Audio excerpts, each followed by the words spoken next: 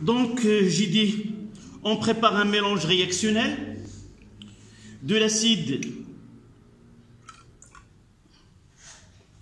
oxalique.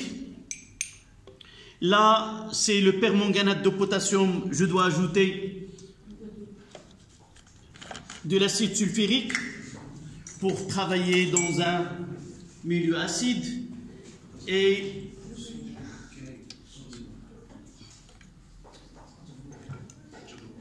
voilà.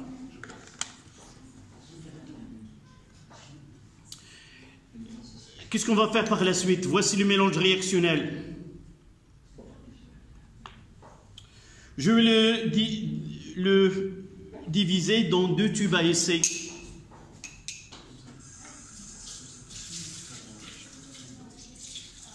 Et qu'est-ce que je vais mettre par la suite? Une partie là. Je vais avoir les deux volumes égaux. Voilà. Et je vais mettre de l'eau chaude. On va le laisser à l'extérieur et l'autre dans de l'eau chaude.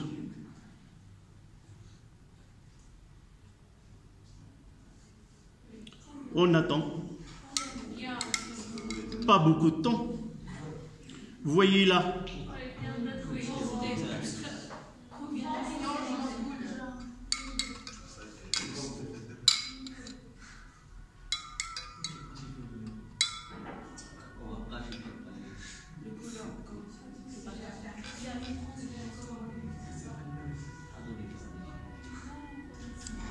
Ce que vous voyez qui se dégage, c'est le CO2.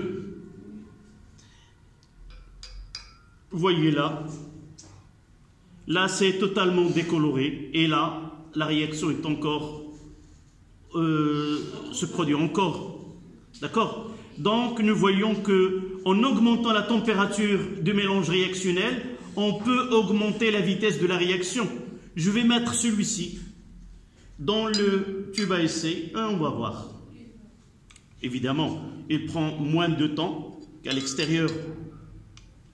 Et vous voyez qu'à l'intérieur du tube à essai, que la réaction se poursuit. Et l'un des réactifs, nous pouvons le voir. Donc, mettons expérience.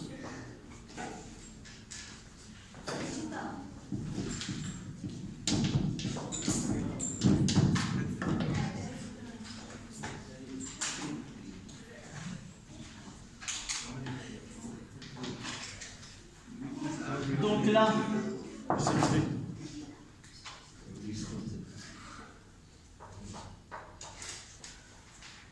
on mélange CK++ NnO4- plus H2C2O4. Une petite remarque, j'ai ajouté de l'acide sulfurique pour que le produit de réaction ou le conjugué de MnO4-, ça sera Mn2+, pour avoir une coloration, une solution non colorée. Si je travaille en milieu non acide, le conjugué de MnO4-, ça ne sera pas Mn2+, ça sera MnO2. Et MnO2, elle est caractérisée par une coloration qui est un peu brune. Et par la suite, c'est difficile de dire qu'on est arrivé à la fin de la réaction. Dans ce cas-là, c'est facile de dire, voilà, la réaction, elle est terminée. Voilà les deux, après avoir mis ce tube à essai dans de l'eau chaude. Donc là, c'est le mélange. On mettra un tube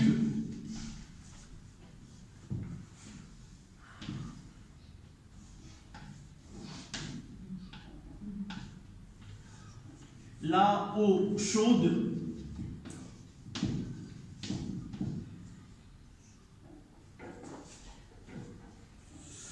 près 80 degrés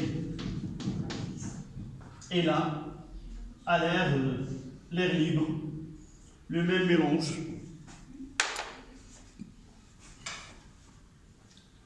Vous faites le schéma en même temps que moi.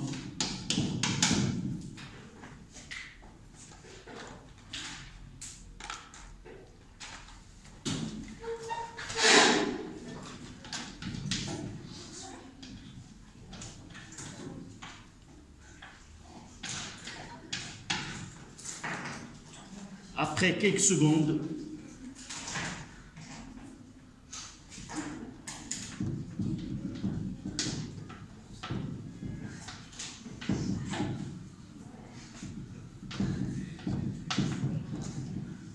et la décoloration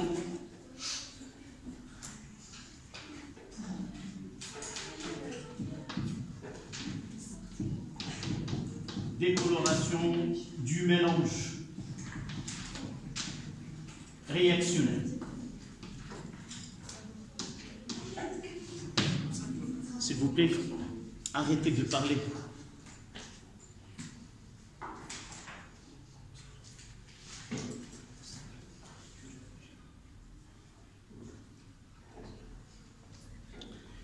On écrira une phrase qui résumera cette expérience.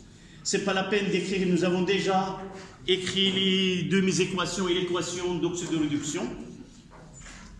Donc, écrire, vous, à la ligne, vous notez.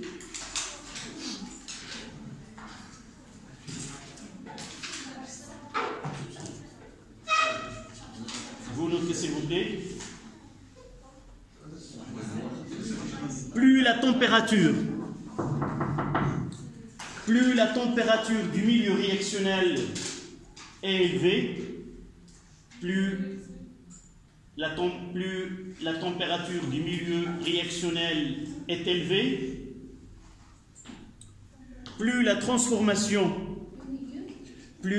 température du milieu réactionnel avec EL à la fin, plus la température du milieu réactionnel est élevée, plus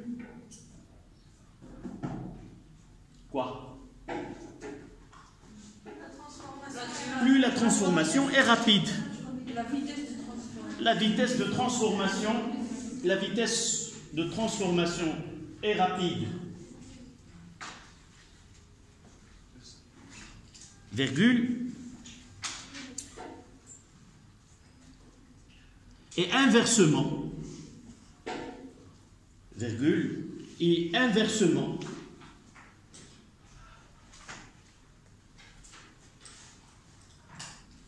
plus la température du milieu est basse, plus la température du milieu est basse, plus la transformation chimique est lente. Plus la transformation chimique est lente.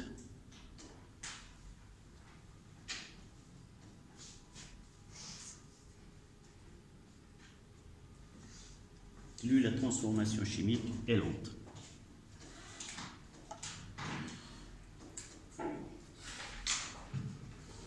À la ligne, vous mettez remarque. On va utiliser cette remarque par la suite.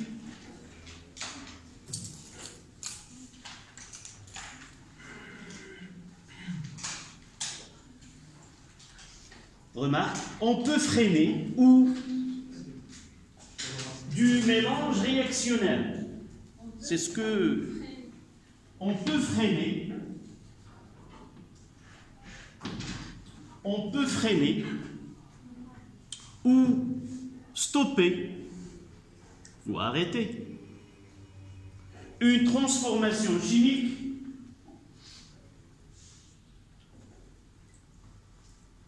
en utilisant de l'eau glacée, eau plus glace, ou arrêter une transformation chimique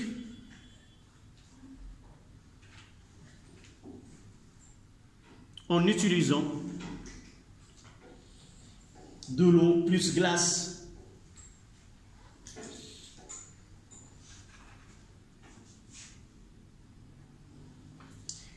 Donc ça, on peut multiplier les exemples. Nous pouvons revenir à l'expérience de dismutation de S2 au 3 mois et faire la même chose. Un à l'extérieur, c'est à la température du laboratoire, et l'autre, on le mettra dans le bécher contenant de l'eau chaude. On passe à 3.3. 3. Concentration initiale. Concentration initiale des réactifs comme facteur cinétique. Comme facteur cinétique.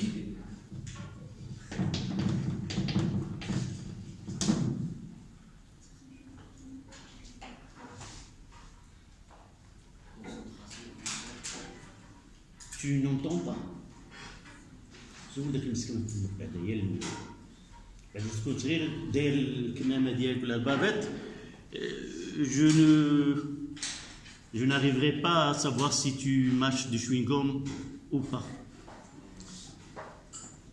Concentration initiale des réactifs comme facteur cinétique. Donc un facteur cinétique. Voilà. Proposez-moi une manipulation en utilisant la dismutation de thiosulfate, de l'ion thiosulfate. Proposez-moi un travail expérimental. Comment dois-je procéder pour faire apparaître l'influence de la concentration initiale apportée des réactifs comme facteur cinétique. D'abord, on comprend ce que dit le titre. Qu'est-ce qu'on veut mettre en évidence? Je dois d'abord utiliser deux réactions, une avec une concentration différente de l'autre, et suivre l'évolution et savoir laquelle des deux, celle qui était avec des solutions concentrées et celle avec des solutions diluées, la plus rapide. Est-ce que vous avez saisi le but? Oui? Donc, la solution, je prépare une solution de thiosulfate de sodium.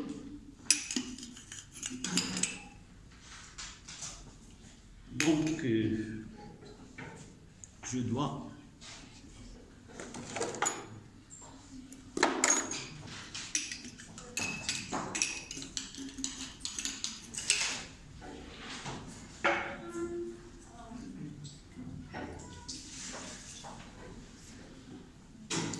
et parmi les... Je ne sais pas, je vous les ai dit la dernière fois, que les tubes doivent être bien lavés. Normalement, uniquement le thiosulfate de sodium solide avec de l'eau. Mais vous voyez que la réaction s'est déclenchée. Ça veut dire quoi? Ça veut dire que le tube AIC n'a pas été bien lavé. Et par la suite, il contient de l'acide. Une fois que je prépare la solution, la réaction se déclenche. Donc, je dois refaire et m'assurer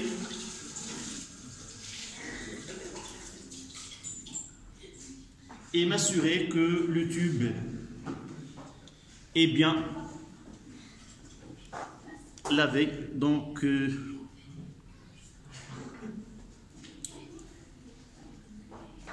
bouteille de...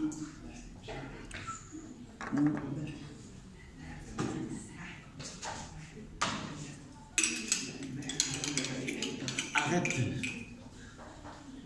Tu n'arrêtes pas de parler.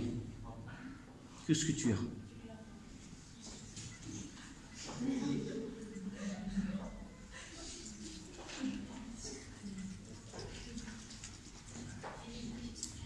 Voilà.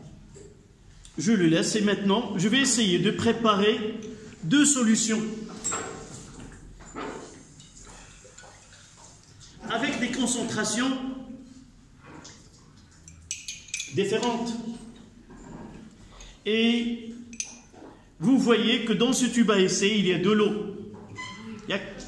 Je vais ajouter de l'eau, de la solution, là.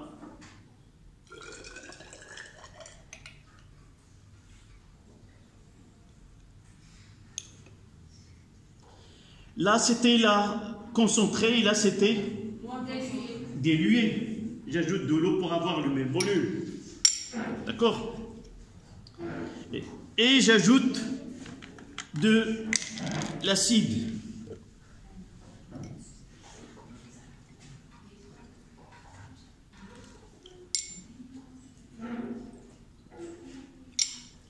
Concentré et dilué.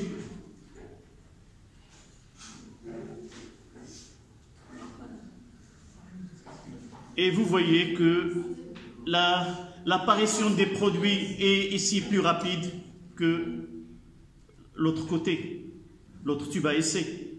Donc, la concentration initiale des réactifs est un facteur cinétique. Plus la concentration est grande, plus la vitesse de réaction est grande aussi. D'accord? Je peux faire l'inverse. Avoir la même solution de thiosulfate, mais je mettrai de l'acide, je jouerai sur la concentration de l'acide. D'accord?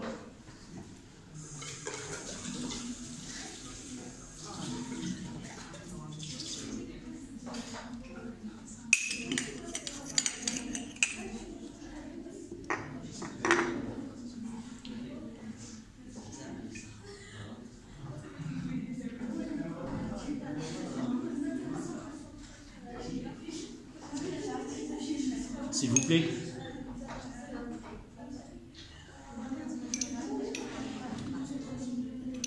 Voilà les deux solutions. Je mettrai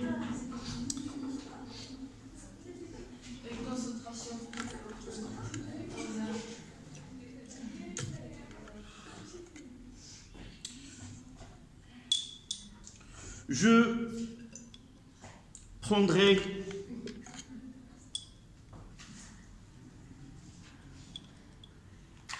et je vais essayer d'ajouter, j'ajouterai de l'eau ici.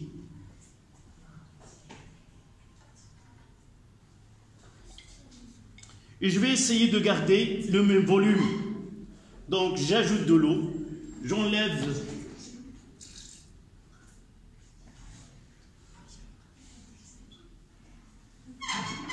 voilà.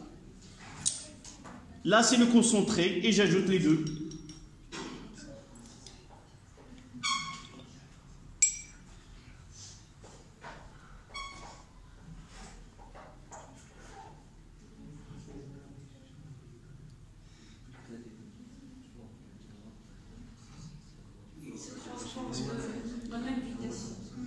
On va voir.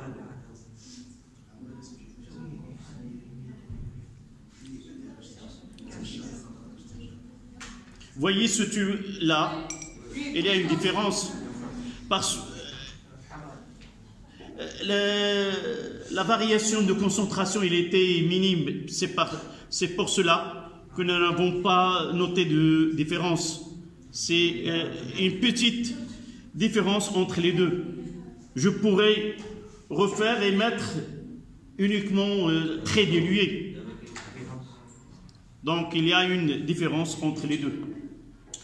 Donc on mettra expérience de la même façon ici.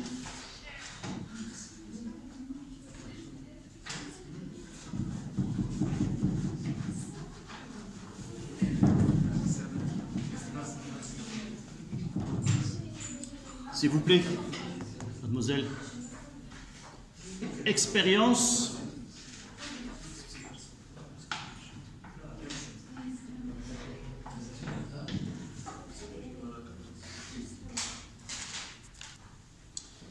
Donc là, c'est une solution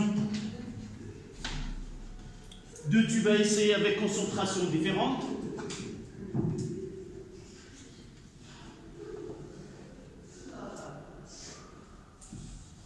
Même volume.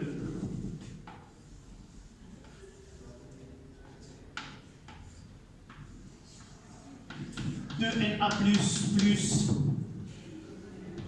S2O3 de moins. Même ici, 2K plus S2O3 de moins. Là, c'est la concentration C1 et là, une concentration C2 avec C2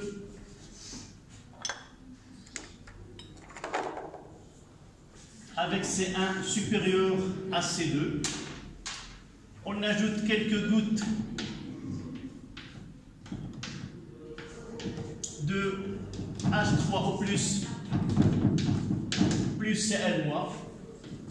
H3O plus Cl-. Même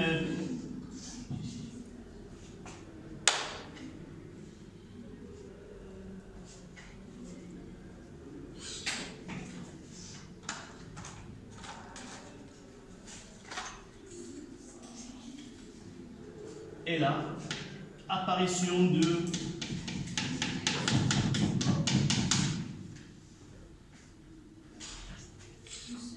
oui. C'est la même. Ici, le même. S2O3 de moins.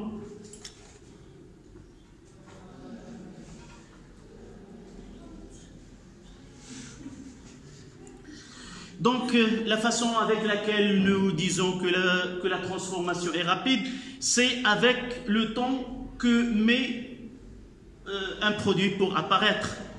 Donc, nous avons vu que l'apparition de soufre et du dioxyde de soufre était plus rapide dans le tube à essai où la concentration il est grande. Donc, plus la concentration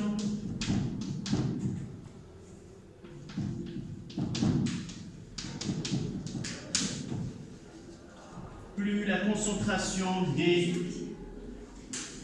initiales, plus la concentration initiale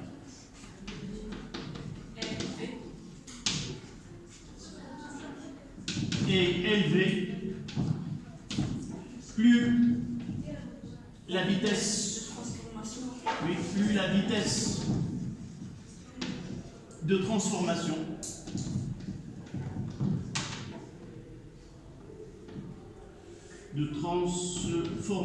si tu peux faire n'importe est grande.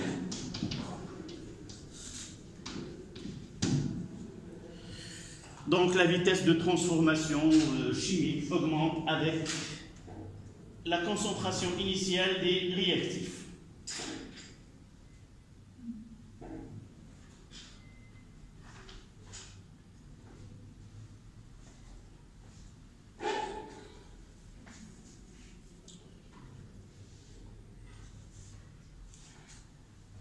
Le dernier point, c'est le catalyseur. 3-4. Le catalyseur.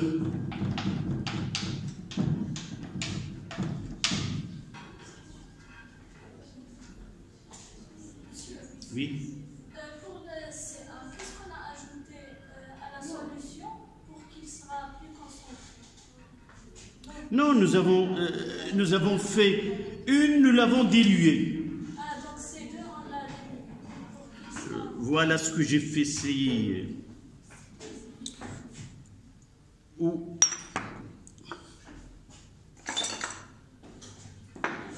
que j'ai fait, c'est ça. Je vais essayer de refaire.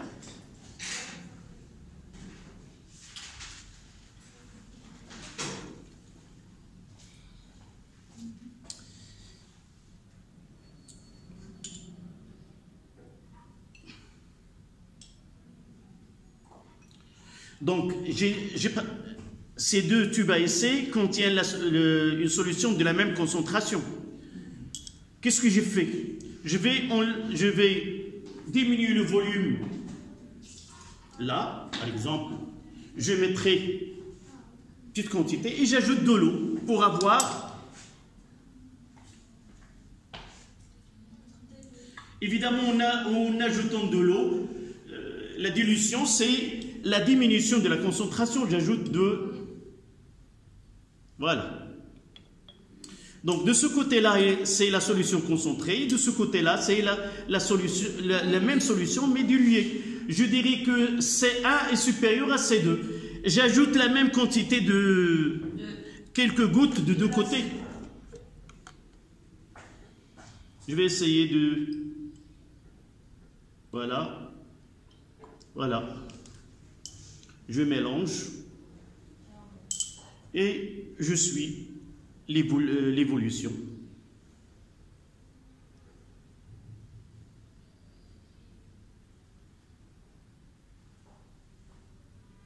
Même si je vois ici une nette différence.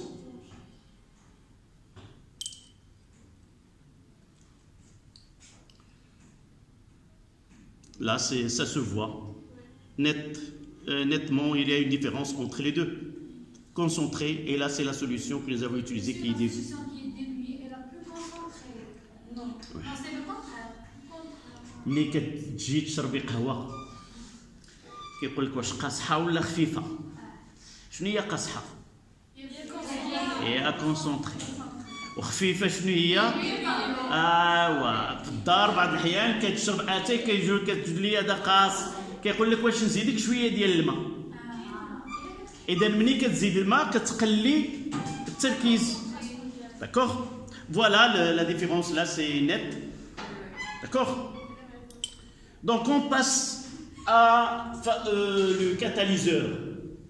C'est quoi le catalyseur? C'est une espèce chimique, une matière qu'on peut ajouter au mélange réactionnel de telle façon à augmenter sa vitesse sans qu'il affecte les produits ou la quantité de produits qu'on va obtenir. Ce qu'on va obtenir, ça sera le même, mais il se fera dans un temps plus petit. À noter qu'un catalyseur... Oui? Je reprends. Un catalyseur, c'est une matière ou une espèce chimique qu'on ajoute au mélange réactionnel. Son but, c'est minimiser le temps pour arriver à la fin, sans entrer en réaction avec le mélange réactionnel, sans entrer entre guillemets. Mais nous disons que la façon avec laquelle il entre, c'est la même façon qu'il va sortir du mélange réactionnel. Est-ce qu'il va participer ou non? Pour nous, il n'affecte en rien ce qu'on aura comme produit, et même la quantité, il ne va pas être changé. Si nous obtenons une quantité de matière de 10-2 moles, on l'aura 10-2 moles, sauf il sera dans un temps plus petit. Autre chose, chaque réaction, chaque transformation chimique nécessite un catalyseur spécifique. Celui qui est un catalyseur pour une transformation donnée, ça ne sera pas un catalyseur vraiment pour une autre transformation. Donc il faut chercher à choisir le catalyseur adéquat qui est spécifique. D'accord? Je vais essayer de prendre un exemple, une réaction dans laquelle on va mettre en évidence la présence d'un catalyseur. Je prendrai une solution de K2S2O8, une réaction chimique qui se produit entre les ions S2O8 et les ions iodure. D'accord? Donc les réactifs, le iodure de potassium. C'était un catalyseur. Non, là ce sont les réactifs. Voilà, iodure du potassium. Et dans un tube ici, je vais préparer le solution de S2, de K2S2O8.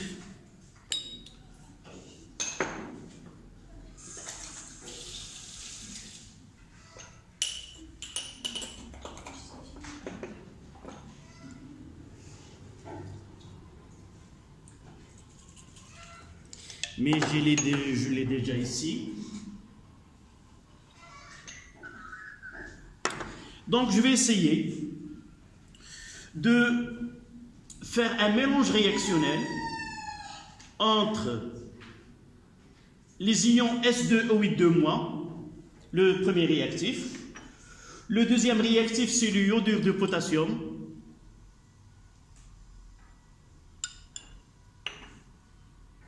Vous voyez, rien ne se produit dès le début, c'est-à-dire que c'est une réaction qui est lente. Je vais essayer maintenant de ajouter le catalyseur. D'abord, avant d'ajouter le catalyseur, je vais diviser le contenu dans 2 tubes à essai.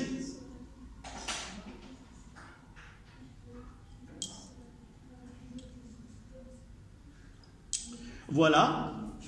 Là, c'est la réaction entre l'iodure de potassium et l'ion S2O8 Le catalyseur dans ce cas-là, ce sont les ions ferreux, Fe2+.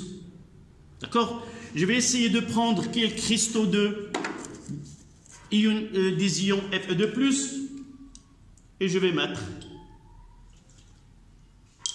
Et vous voyez que la réaction se déclenche dans le tube à essai où j'ai mis des ions Fe2+, et la coloration que vous voyez, c'est la coloration de le diode I2, qui est le conjugué de I-.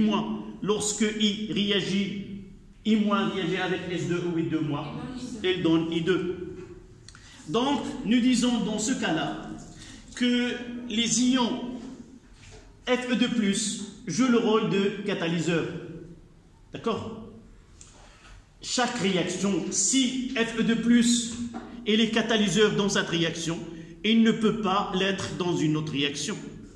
D'accord? Donc, nous notons à la ligne expérience, oui.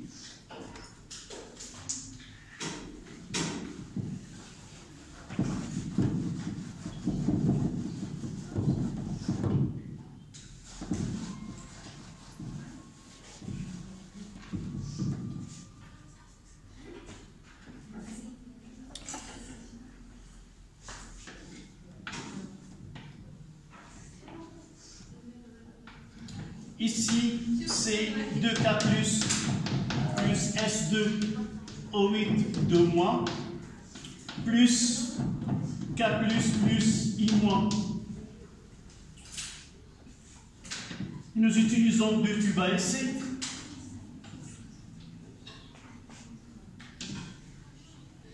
Même volume.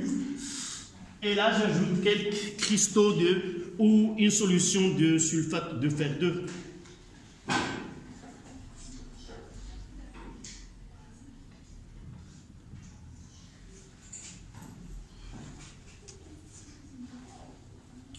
Soit des cristaux, soit une solution des ions Fe2+.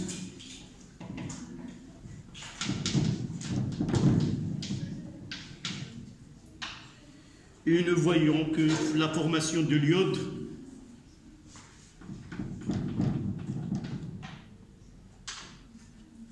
apparition de I2. Mais là, ça demande de... Vous voyez, regardez, la température d'abord, il a augmenté, et même celui-ci, après un certain temps, on aura la même coloration. Sauf, la même coloration, ça veut dire quoi? Ça veut dire qu'on obtient la même quantité de matière de I2. On n'aura pas une coloration plus foncée dans un tube que dans l'autre. Sauf, obtenir cette coloration-là, ça demande un temps plus grand. Si je laisse les 2 tubes à essai au laboratoire, d'ici le samedi, nous pouvons voir la même teinte, d'accord? C'est-à-dire la même quantité de I2 qui se formera dans les 2 tubes à essai. Je vous demande d'écrire l'équation de la réaction. Malheureusement, j'aimerais bien que vous preniez l'exercice là. On n'aura pas le temps. Mais je le mettrai en image dans le groupe et essayer de le chercher. Donc, c'est mieux d'écrire l'équation de cette réaction que de noter cet exercice. Le conjugué de S2O8 2-, c'est SO4 2-. Donc, pour écrire les demi-équations, c'est S2O8 2- et SO4 2-. Et I-, ça donne I2. Comment peut-on équilibrer ces deux demi? Oui. On ajoute. Donc, je prends la craie pour te suivre. Voilà. On va multiplier. Oui. On aura 2 SO4 2-. L'oxygène, comment il est? Il est équilibré. Donc, la charge, deuxième étape. Oui. On a un manque de. Annexé 2. Comment 2? De 4. De 4. Ah, de 4. Je regarde là, puis je regarde s'il y a un coefficient. Un excès de 4. De ce côté-là, 2. Un excès de 2, il n'y a pas de coefficient. Donc, excès de 2, excès de 4, qu'est-ce que je dois faire? Mademoiselle, tu m'as posé la question si on a excès. Comment équilibrer celle-là? J'ai un excès de 2 et de l'autre côté un excès de 4. Où j'ajouterai les électrons et combien? C'est qui a le manque. Qui a le plus petit nombre. Oui. Donc, c'est Au côté des réactifs. Donc là, c'est plus 2. Donc, un excès de 2 et 2, ça donne un excès de 4. Et voilà, un excès de 4. L'autre, là, c'est I-. Mademoiselle, tu nous donnes le deuxième, elle est facile. Tu équilibres celle-là. L'élément iode, est-ce qu'il est équilibré? Non. Qu'est-ce que je dois faire? Équilibrer les électrons. Oui, évidemment. Avant les électrons. Avant. Je mettrai un coefficient 2 ici. 2i, I2. Maintenant, les charges équilibrées. C'est quoi ici? Un excès de 2. Ici, un excès de 2. Et ici, pas d'excès. Je dois ajouter des électrons pour avoir le même excès de l'autre côté. Plus 2 électrons. Et je dois m'assurer que les électrons s'écrivent de deux côtés différents dans les deux équations. Nous avons la chance que le nombre d'électrons il est le même, échangé, et par la suite il se fait de faire la somme. Donc S2O8 2- plus 2I- donne 2SO4 2- plus I2. Et je dois m'assurer aussi que cette équation elle est équilibrée. Pour les charges, excès de 2, donc un excès de 4. Excès de 2 fois 2, c'est excès de 4.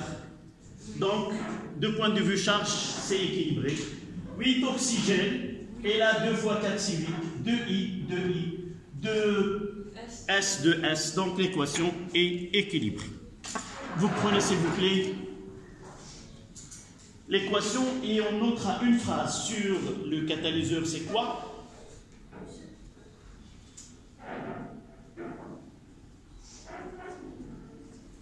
Oui. Oui.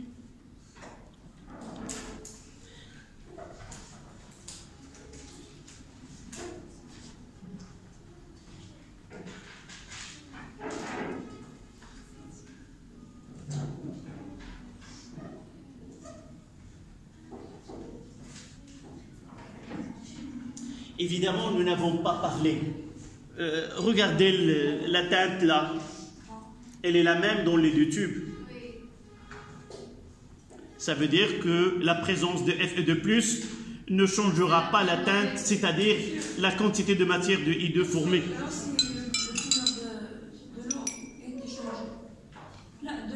De l'eau. Non, c'est le bécher n'a pas été bien lavé.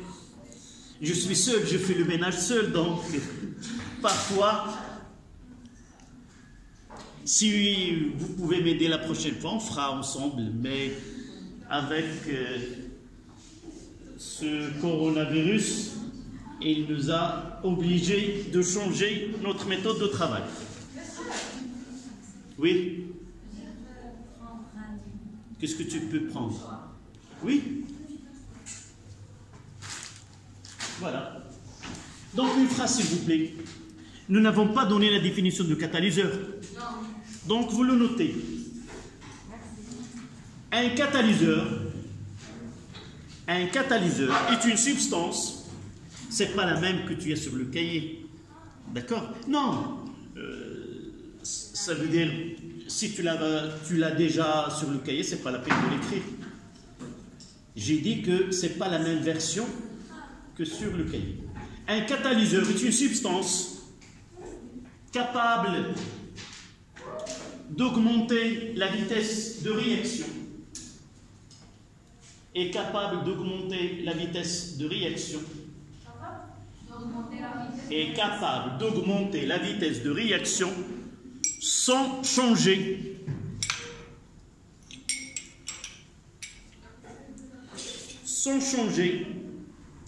l'état final du système chimique, sans changer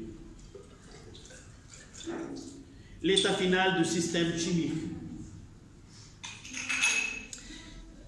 Évidemment, nous n'avons pas parlé des produits, ce sont des inhibiteurs. Il existe des produits qui peuvent freiner une réaction chimique. Mais dans notre programme, on parlera uniquement d'un catalyseur. C'est une espèce qui est capable d'augmenter la vitesse de réaction. On peut conclure que le catalyseur est plus valable pour la vitesse de la transformation. Le terme valable, ça veut dire quoi? Efficace. Oui, lorsque nous voulons gagner du temps, au lieu de s'asseoir 2 heures ou 3 heures devant un mélange réactionnel et attendre la fin de cette transformation, on choisit un catalyseur qui peut réduire la durée en quelques minutes par exemple. Mais la fin, il est la même. On va essayer par la suite de parler de l'effet de chacun. L'inconvénient du catalyseur, c'est qu'il ne peut pas augmenter ce qu'on appellera le rendement. D'accord? Il ne donne pas une grande quantité d'un produit donné. Mais avec les solutions, avec la concentration initiale, il augmente la vitesse et il augmente aussi quoi? L'état final, il la change. On obtient plus de produits avec une concentration initiale. On en parlera par la suite. Donc, essayez s'il vous plaît, d'ici le samedi. On se verra le samedi. L'exercice, essayez de le travailler. Je le poserai dans le groupe. D'accord? Allez.